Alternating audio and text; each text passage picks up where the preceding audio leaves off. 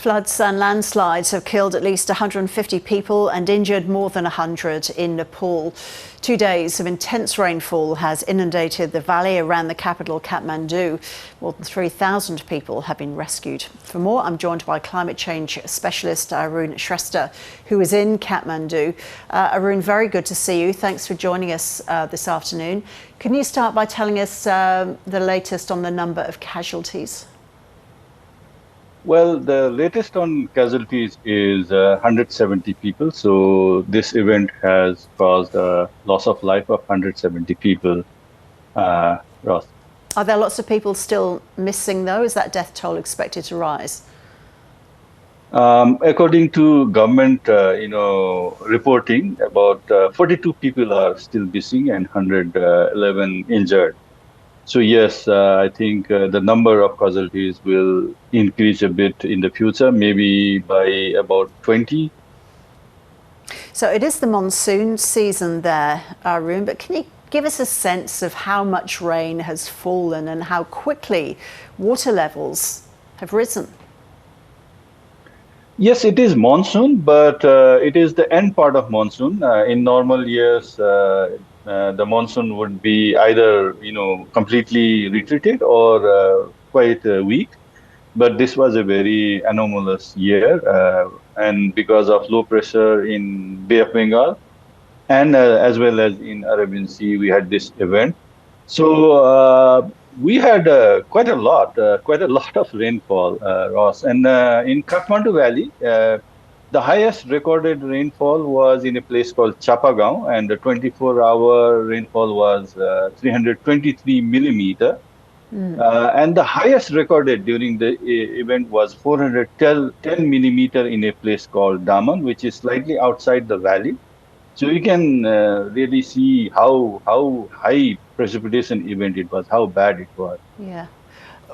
Extraordinary pictures that we're looking at now, Arun, and there have been stories of people jumping from roof to escape the rising waters. Is that right?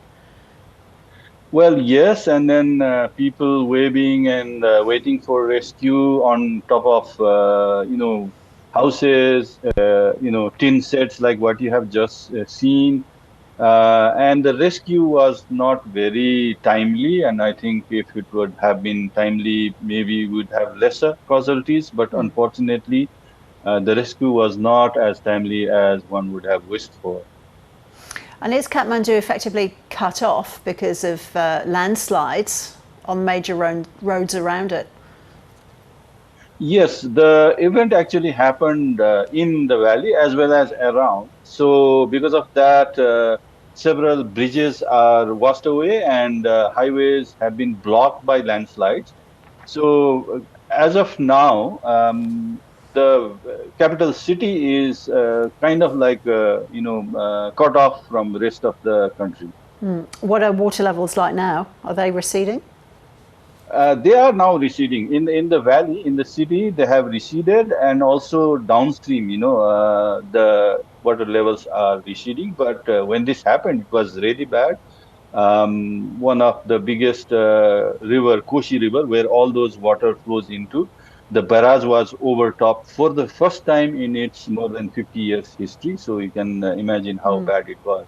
And how are the landslides impacting rescue teams' ability to reach those who need them? Well, because of the landslides, the access is very difficult, and because of that, for the rescue teams to reach to those places is definitely hampered. But the government is making all efforts to, clear up those landslides and also create some diversion so that they can have access to those places, but also more importantly, connect Kathmandu with rest of the country and the world. Otherwise, the supply situation will be very, very difficult. Yeah. What's the forecast, Arun? Is more rain on the way? Well, luckily, not for next few days, but we do not know. As I've said, this has been a very anomalous year with such a high intensity rainfall happening at this late, time period of monsoon. So hopefully not anymore. We don't want any more rain at all. We wish you all the best, and thanks so much for your time today, Arun Shrestha, there in Kathmandu. Thank you. Thank you.